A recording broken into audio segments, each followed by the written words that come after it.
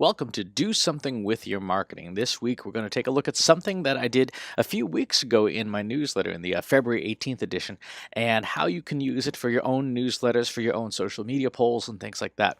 This is the one-click poll. This is almost no effort. Just click on something, go to a landing page, and you're done. And the results are tracked very, very easily. Now, are there ways you could make more sophisticated polls in things like SurveyMonkey or Survey Gizmo or your marketing automation software? Of course there are.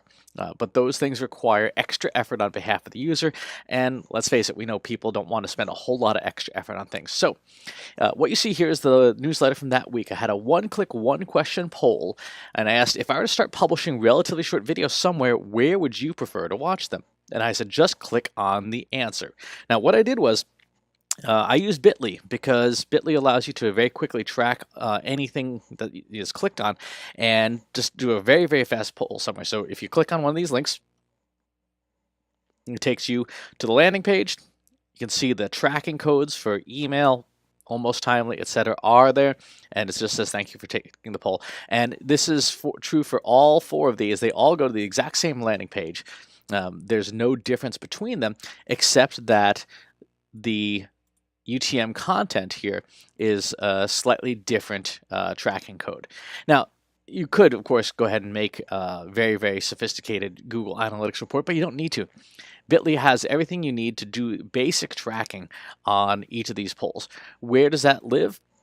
Go to your Bitly control panel, as long as you remember what you tagged. So in this case, I did actually, I'll go back to here. You can see it in the lower left-hand corner, video poll LinkedIn, video poll Instagram, video poll FB. So if I had to go into my Bitly control panel, I'll just type in video poll.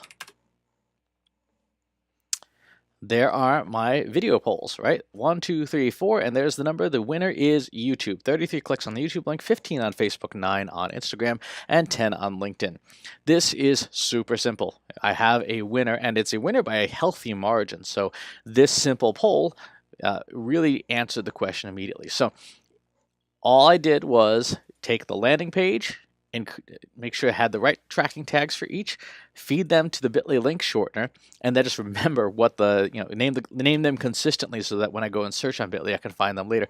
And I have an instant poll, super fast answers.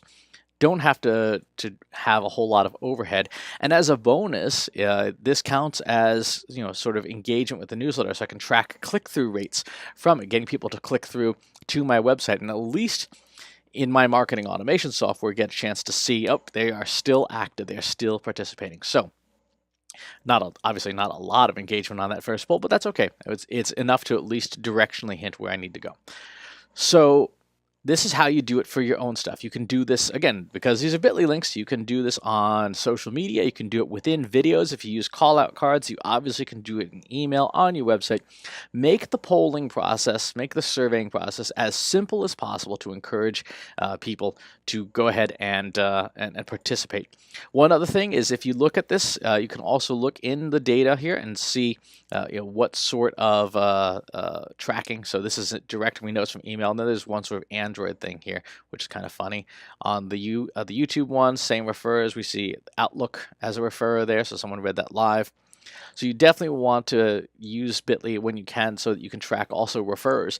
If you were to publish, for example, a poll question on Facebook and you saw a whole bunch of clicks were coming from Twitter, you'd know somebody copied and pasted your poll somewhere else, and that's an opportunity for you to consider other channels. So very, very useful stuff. This is the key to when I say do something with your marketing. You've got that list. Use it to get answers about your customers. Now, cautionary tale, do not infer anything from this other than for your own customer base. And even then, if the numbers aren't statistically significant, you may not be able to do that. But do not then go say, in this case, add up the numbers here. You're roughly about 50% of marketers prefer loading video on YouTube. Now, 50% of the people who answered my poll prefer that I load video to YouTube, and it's applicable only to me. You can't make any kind of generalization. So please be careful, be smart, use statistics properly when you use any kind of polling, but do stuff like this for those fast answers. And obviously, if you control the email list, if you control your organic social media, it doesn't cost you anything to ask questions and get insights from your audience. So try that, and please remember, do something with your marketing